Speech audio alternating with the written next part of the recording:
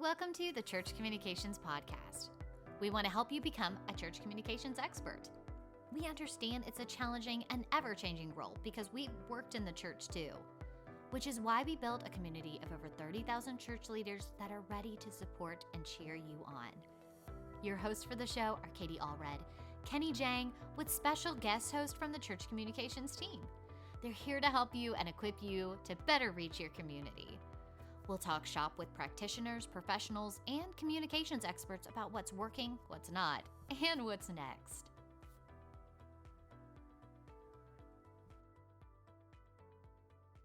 Hey there, welcome back to another episode of the Church Communications Podcast. I am so excited about today's episode. We are going to be talking about the bare essentials for small churches in the digital age. So if you're a small church and you're listening, this is for you. You're going to get so many good ideas, so many good resources, and it's a very helpful episode to help you prioritize what really is important. And if you're like looking all around and doing all this research, trying to figure out what do we do? Like, what do we need to do first? What's the most important? We're going to outline that for you in today's episode. And joining me is going to be Marc Hyde. He actually runs the Small Church Media podcast, and he does some other amazing work, which he's going to tell us all about during the episode. But he'll be with me today, and then he'll also be on with us again next week, continuing the conversation, because we talked for a really long time, and we thought that maybe it would be best to break this up into two separate episodes. So this first episode is going to cover how to get your church found online. So we're going to be talking about websites, SEO, a Google business profile, what you need to do for that and how to set that up, why it's important. So we're excited and we're going to get it started. What's up, everyone? Welcome to the Church Communications Podcast. My name is Abby McCully. I am your host for today's episode, and joining me today is the one and only Marc Hyde. He is I'm gonna stop you. The one and only. Okay. One and only one I've met so far. There you go. He is a freelance designer, a web developer out of South Bend, Indiana. But before that, he served as the assistant pastor at Southside Baptist Church, which I'm sure he's going to tell us all about later on. He works with churches, businesses, bloggers. He brings their content, websites, and marketing plans into the 21st century. His stuff is amazing. I've looked at his work. He's incredible. This guy knows what he's doing. But on top of running that freelance business, he also runs two podcasts, Real Talk Christian Podcast and Small Church Media Podcast, which I'm sure he'll also tell us all about. And I'm so excited to have him on today. Marc, how are you? I'm doing good, Abby. Thanks for having me on. Sorry I keep touching my ears. My headphones are wanting to fall out all the time. So it's not a nervous tick, I promise. That happened to me the other day, actually. I was recording a video and I had my AirPods in and one just like, yes. And I was like, oh, goodness. Yep. I got you there. No, but thanks for having me on. I'm excited to be with you. Yeah, we're excited to have you. Today, we are going to be talking about the bare essentials for small churches in the digital age, which, Marc, this is your area of expertise. You know all about it. You run the Small Church Media Podcast. So, I mean, this is all you. This is it, and I'll go into this here in a little bit, but, I have a very different target demographic than might be listening to this show. But I'm a big sports guy, and the one lesson I learned when I was in seminary was never use sports illustrations. So I'm going to use a sports illustration. But, I'm from South Bend, Indiana. Even though we're the home of the Hoosiers, I'm not a Hoosier fan. I'm big time diehard Notre Dame fan. Okay. But in the movie Hoosiers, they always focus on bringing it back to the fundamentals of no. We're going to get back to the rudimentary basics. We're going to get back to the primary things, because it's the same as when you build a house. If your foundation sucks, who cares how pretty the house looks? It's going to fall apart. So today, that's kind of where the conversation wants to go, is what is the ground floor bare essentials, or if we want to have more fun, the bare necessities for church communications. And I'm a dad of literally 7 kids, and Jungle Book is a very popular one in my house. So bare necessities is 7 kids, ages, ready for this, 10, 8, 6, 5, 3, 3, 3. So it is yep. And no triplets. All 3 3-year-olds are from different families. So it's different biological families. How about that? We're all one family. But yep. So yeah, that's what I kind of want to jump into this conversation about. Because, being a part of the Church Communications Facebook group, Pro Church Facebook group, all these other different Facebook groups out there, people are always asking questions of how do I do this? How do I do this? How do I do this? How do I do this? And something that I enjoy doing is going to, let's find out who's asking this question.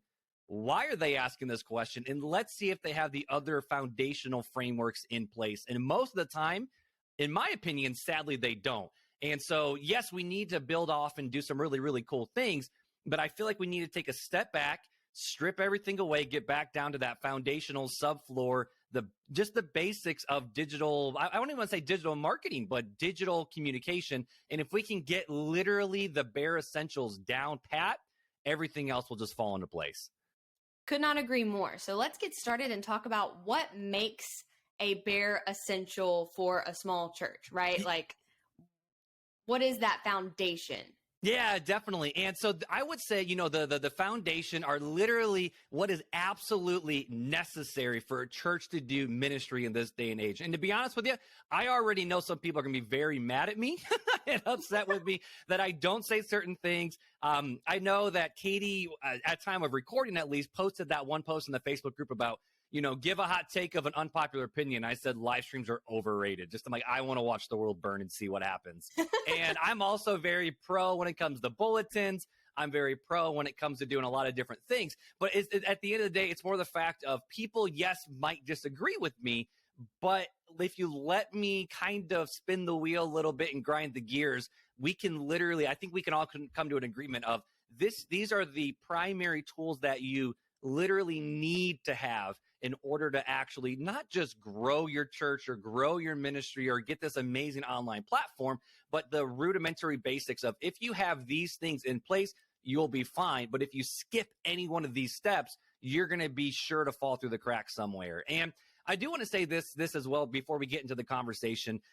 With the Small Church Media Podcast, the target demographic for that podcast is the church of 75 people, bivocational pastor, working 2, sometimes 3, sometimes 4 jobs to make ends meet, including DoorDash or whatever side hustle you got to do, where there's not a lot of money in the budget. In fact, a small church on average in America is 75 people, which I even wonder if it's less now. But what's crazy about the size of these churches is the entire budget for the entire church sometimes is the same amount of money that a lot of mega church. And I'm not saying this is wrong. I'm all about it. I'm all about the production value.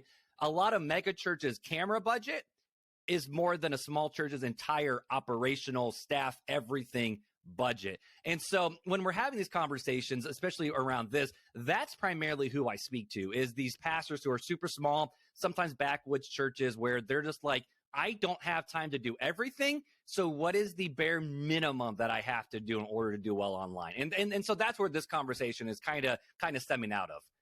Yeah, definitely. And I think that's important to note because you're right. There is a million things out there that you can do, right? Like there's always going to be a new software, a new tool, a new something that is probably amazing and helpful. And if it's in your budget, if you have the manpower for it, absolutely go nuts, go for it. But yes, this conversation will be going back to the basics. What do you need to start with before you start chasing and finding all these new, cool, high tech, extra things? This is and you said the key word. You said chasing, and that's what we want to make sure we don't do. I'm a big Amy Porterfield fan, and she always talks about don't chase the shiny object. Figure out what system works for you, double down on it, master your tools, and you'll be okay. Yeah, I totally agree. So as we're going to get into this, do you have a list for us? Do you have some high points we want to touch on? Are we going to dig into some different categories? How are we Yeah. So to kind of set the stage, what we're going to do, we're going to talk about just what are the bare necessities for that, and then kind of break it down into what softwares or tools that we can use to make sure these bare necessities are taken care of. So I have a list here of, I should have numbered them. I just have dots. 1, 2, 3, 4, 5, 6, 7 bare necessities for every single small church. And if we have one of these, I would say, not lined up, ready to go, your foundation is going to be weak and it's going to crack. So what are the bare necessities for a small church when it comes to just digital communication and just media online? The first one is a way for people to both find you online and learn about the church and then get their questions answered. Another one is a way for people inside of the church to be tracked, like, attendance or what classes they're a part of, what seminars they've gone through, new members classes, groups, baptisms, et cetera, et cetera. Another way is for a bare necessity is for a way for people to feel safe about dropping off and then walking away from their kids to go do it, be a part of the worship service. Another one is a way for church to track finances, a way for church to easily handle volunteers and manage volunteers and communicate with volunteers, a way for people to give online. And the last one is a way for people to corporately worship together in person with the asterisk of distraction free. So then the next question is, okay, so if these are the bare necessities for church, what programs or softwares can a church use to solve all of these problems? So I kind of boiled it down to these 7 different things, kind of funneled them into 3 categories. And so we'll just knock out the 3 categories. How about that? That sounds perfect. And I think just go it like based on that list, I don't know who could really argue with that, right? Like that is, you're in the church world, small or large, I think pretty much everyone across the board can agree that these are 7 very important things. So I think that's a very, I think so. List. Now, I think people will disagree on the application in terms of, okay, so yes, we need to be found online, but how do you do that? I think this is where people are going to start disagreeing with me. So let's jump into that one then. So how can we as a small church or just a church in general be found online? And I would say if you double down on these 2 things more than any other areas, you're at least, again, foundationally set, ready to go. The first one is a modern / working website, because I don't want to just say a modern website, but a working functional website, but then also a Google business page, formerly known as Google My Business. Google My Business had a nice roll to it. Google Business Profile does not, but it is what it is. The GMP, or no, it used to be GMB, but now it's GBF, and it's dumb.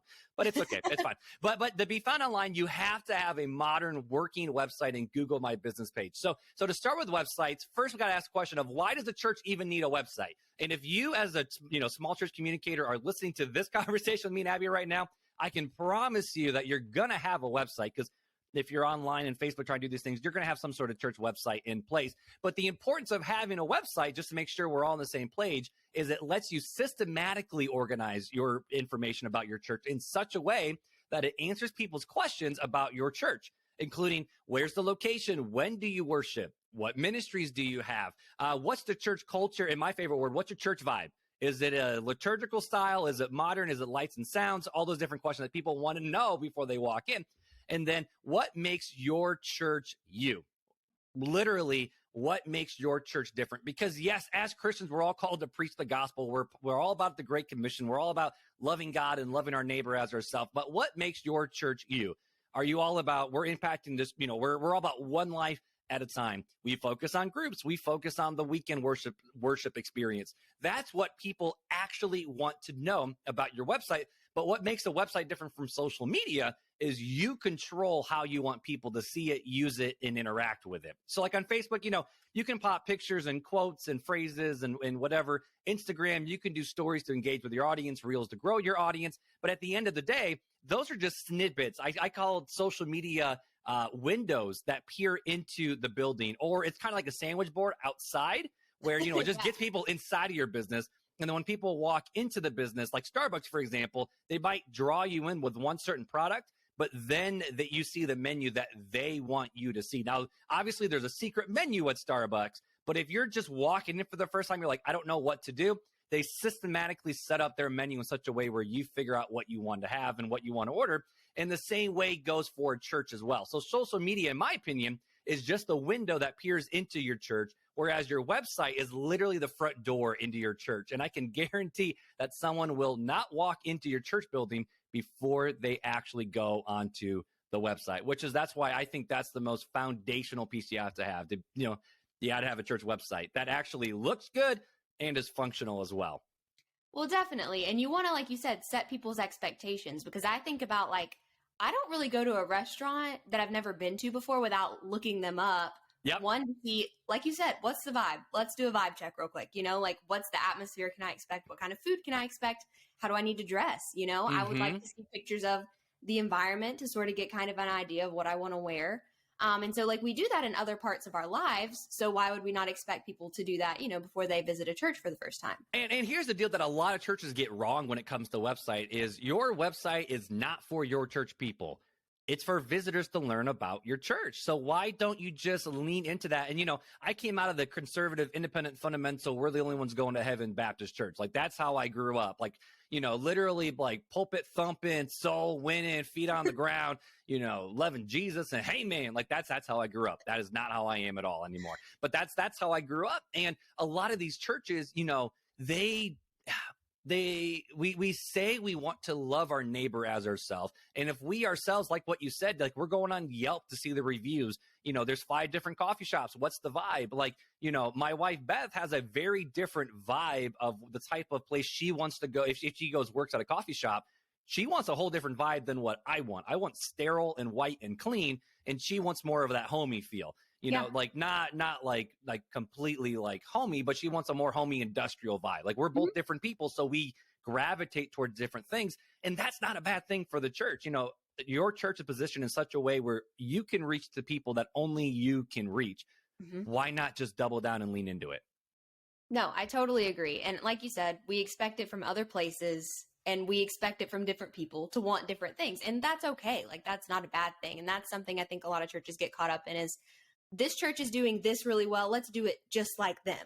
Let's be them. Let's that's not what we want to do. You got to figure out what's going to work for you and your people that you have and the people in your community. So yeah, I think right, exactly. And I actually just kicked out a episode 2 weeks ago about how do we literally combat imposter syndrome as a small church? Because as a small church, I can guarantee that you can't do things the way that a big church can do. Like the church I went to at college, we had 45 people. We were in the backwoods of the UP, which if you don't know what the UP is, it's the Upper Peninsula of Michigan. So it's the part of the state that's connected to Wisconsin, not connected to Michigan, but it's still Michigan. It's a lot of fun. But up there, I mean, literally we were 45 people, super small community. It was an old dying port town. You can't do the same thing up there as you can in Indianapolis, as you can over in Raleigh, that you can over in San Diego. Whole different culture, whole different vibe. But that doesn't make it wrong. It just makes it different. No, it definitely does for sure. And that's totally okay. We're okay with that. That. Definitely. So the first thing you have to do, I would say, going back into that conversation is you have to have your church website in order. And it's amazing how many churches will say like, oh yeah, I have a website. Like we have a website, we're fine. But so many times when people go to the website, they instantly get an impression that you probably don't want to actually give them. So then the next question is, okay, so what should be on your church website then? The biggest thing that I'm a massive proponent on is anytime you use an image on your website, it has to be of your church people in your church building and your church staff.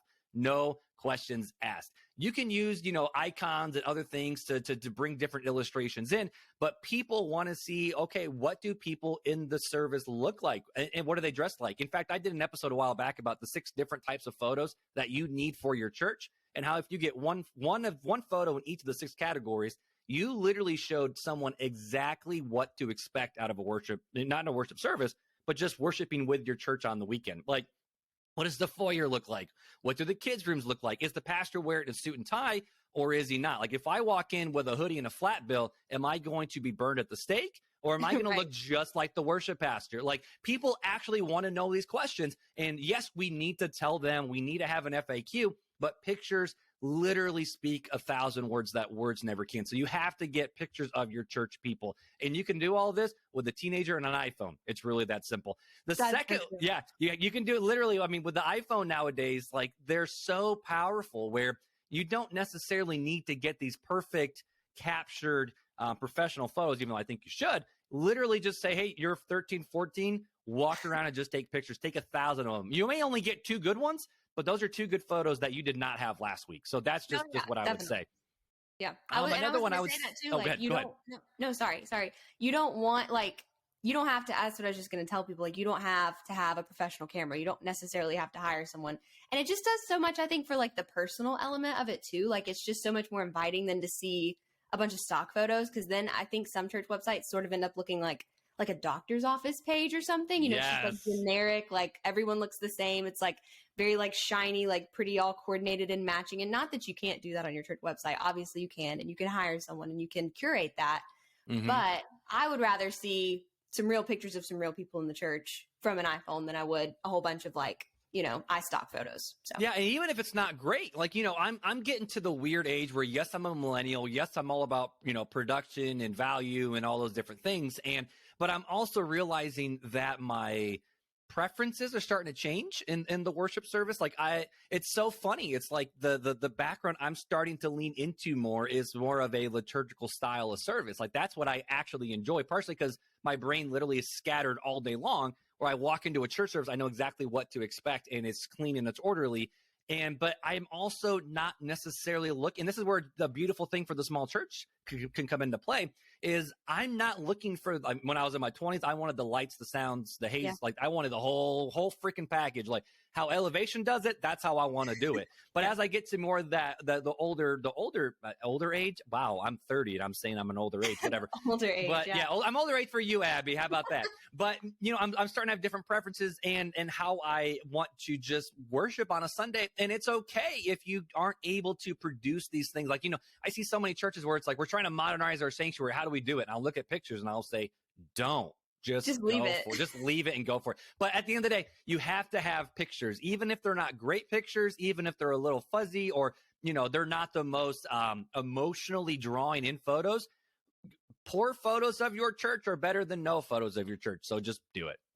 Yep. Totally agree. Could not agree more.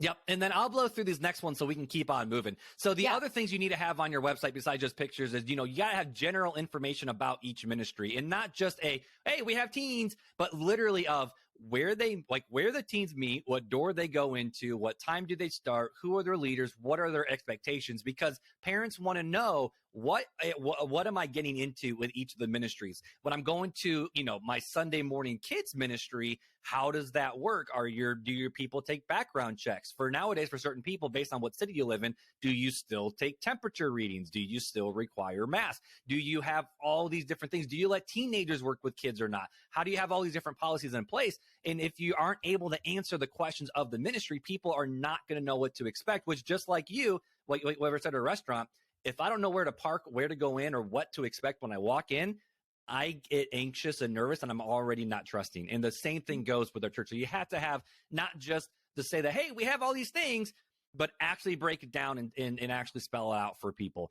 And then the other thing too that you have to have is, and this kind of goes into what we talked about, is you actually have to ask the questions and then answer those questions that potential visitors are going to ask. Every church has the question of, what do I wear to church service? And there's always some, bogus answer where it's like, you'll see people wearing like this and this and this and this and this, but really just come as you are. But then when people walk in, they're like, I can't come as I am. This doesn't work. And if you literally, the pastor wears a 3-piece suit, lean into it, answer that question. Cause I want to know, where do I park? How do I go in? Okay. So why do you like one church that I've worked with here? They have something called prayer lambs. So there's actually a lamb at the end of each pew. I was like, what on earth are these lamps? I don't know what it is. There's nothing on their church's old website before we built their new one, or Facebook page said anything about these lamps. I had to walk in the building, find an old piece of paper and read what the lamps were about. They were literally prayer lamps. It's kind of like, for their version, it's almost like, I don't want to say it's kind of like a rosary, where it's the fact that it's a visual. Remember, if they say, hey, you can literally take one of these little lamps home, put it somewhere, so that way you can remember to pray for the other lambs that are in our flock. I'm like, that's a beautiful thing, where every time I see this lamb, I should pray for this person, or pray for the church, or for our shepherd who, Jesus is our great shepherd, but the under shepherd, our pastor. It's a beautiful thing. But if I just walked in and went, why is this Build-A-Bear? Like, what the heck is, I don't know what I'm doing. All of a sudden, this booklet gets passed to me and it's asking me to fill out all this information, but no one's told me about this or prepared me for this. I don't know what to do with it. I freak out and I don't know what to do with it. Yeah. Just answer the questions that people have about your church, even if it's, again, people are seekers. So even if you take communion, people don't know what communion is or how it's different from the Lord's Supper of the Eucharist. Just ask and answer the questions, because people want to know them.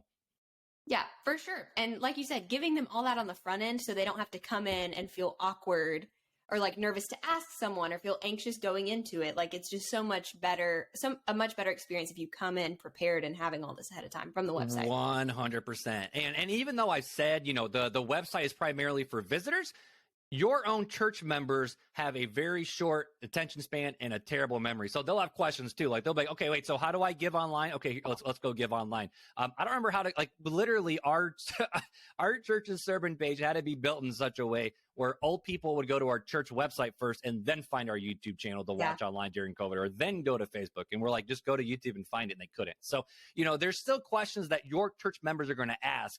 make sure you ask those questions as well. So you can't forget about the church members in the process. And that's, I mean, the main thing people want to know for your church members is, where do I give online and how do I check it? I miss a sermon. How do I listen to it or watch it? And then the last one is the church calendar of like, okay, so what's actually going on? So I know there's a teen event. I know there's like a women's like cookies and things for the like for moms and daughters, but I don't remember when that is. I don't know how to sign up for it.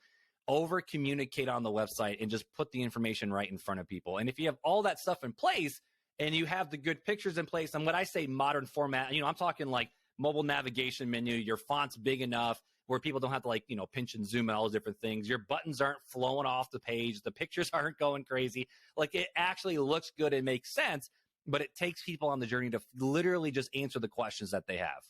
Yeah, for sure. And I also want to go back and talk or note something else that you said that we need to make sure we have on our church website. And it sounds self-explanatory and you would assume that every church has it, but I'm always like really surprised when I go on a church website and it takes me forever to find one, the address, and goodness. two, the times of the services. I'm like, tell me that. Cause like if I want to come to your church and I don't know where to go or when to be there, I'm not going to come. You're not going. No.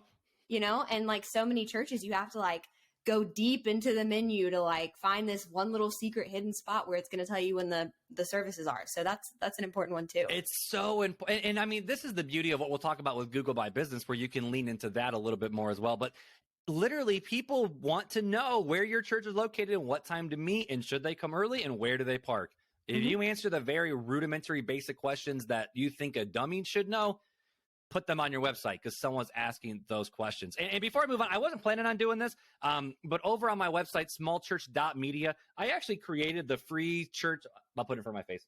The free church, the small church website audit, where it helps you run through 4 different tests to make sure that your website is being viewed by visitors. And that's completely free, not just for this podcast, but that's lifetime. So I have a whole free resource library. It's included there. You sign up for the email news chain, you get that email directly to your email inbox. So if you're not sure if your website's ready to be viewed by website visitors, download the audit. It's a self-audit. It's not a computerized AI thing to tell you your SEO score. It's literally just teaching you how to visually look at your website and then how to bring literally other people like millennials and Gen Zs into the equation to ask them, what do you think of the website too? So it's just a free resource over at smallchurch.media. That is awesome. That is super helpful. Thank you for sharing. And we will also put that link down in the show notes so that you guys can all get access to that.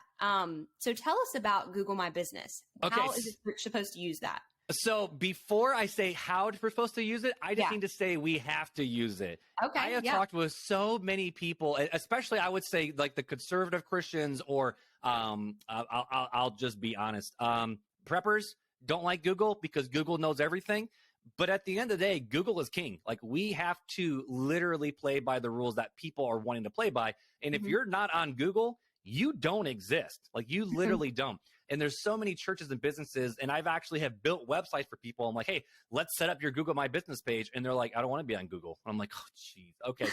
So no one's ever going to find you, but we'll still make you a pretty website. That's fine. But so I would say for a church, this is something, again, this is the bare essentials of, if you just do these very basic things, you're going to go a long way. The first is having the website, but the second is having the Google My Business page. And the reason is it's a free tool that Google uses to help people find you. Because if Google stops becoming relevant inside of people's search feeds, people are going to leave Google and go somewhere else. So they're trying to constantly answer people's questions that they have. So if you are trying to be a church where people Google, like in our area, if someone says Baptist Church in South Bend, does your church even pop up? Or if someone says, what's the closest church near me? Or if someone says a church with a VBS program, if you're not on Google, first you can use Google My Search or Google Search Console. I want to say being on Google is different than Google My Business. I want to make sure I clarify those two different things. However, having a Google My Business page tells Google that you actually are a actual living, breathing entity,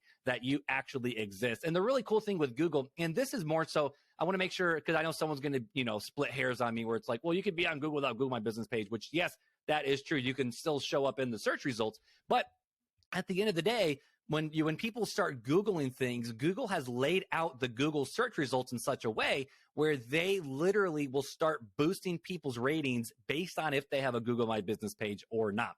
So when you first, land on the search results page, you'll see like the ads at the very top, right? Like these are people who have paid to show up when I just Google churches in South Bend. They paid the Google ad, or they have the Google, the Google ad grant. So they're at the very top. The next section is what's called the Google Map Pack. It used to be called the 6-pack, and now it's called the 3-pack, but it's just the Google Map Pack. And that literally is based off of Google My Business. So if I just Google churches in South Bend, if I pay for an ad, I'll land up on top. If I don't have a Google My Business page, there's a chance I'll land below it in the actual just normal, what we think of search results. However, if you want to land in the Google Map Pack, which basically will show the visual map and then place all those little pinpoints around your location, having a Google My Business page is the first step to actually showing up in that map pack. And then the cool thing too about using Google My Business is people want to see reviews of businesses and coffee shops and all these different places. Churches can also collect reviews from their church members, which then also shoots you up into the search results ratings. In Google My Business, you're able to add pictures of your sanctuary, of your building, of your people. You can collect reviews from your church people, and you can also post your operating and business hours with your phone number and email address, because people don't want to go digging for your information. And if they search your church and you pull up in the Google Map Pack, instantly they'll be able to see what's your website, how do you email you, what times is this church open, what are people saying about this church, and what does the church actually look like both inside and out. And they can get all their questions answered before they even get to your website. And if they don't like what they'll see, they'll look into Baptist. I'm Southern Baptist. It is what it is. But if someone Googles Baptist in South Bend and they would click on our church, Southside Baptist, and they would pull up and they would see nothing but bad reviews or no pictures or no phone numbers, they'll look at it and go, are they even open? I don't know. They'll click the next Baptist church below it. And if they have all the stuff, that's where they're going. So if you want people to be able to find you online and then hopefully take that next step into your website, having a Google business page is and again, it's free. It's completely free to sign up. It's just business.google.com. Or just, literally Google My Business or Google Business Profile, and you'll find it. But you have to have those two things if you want to be found online: a good website and a Google Business Profile.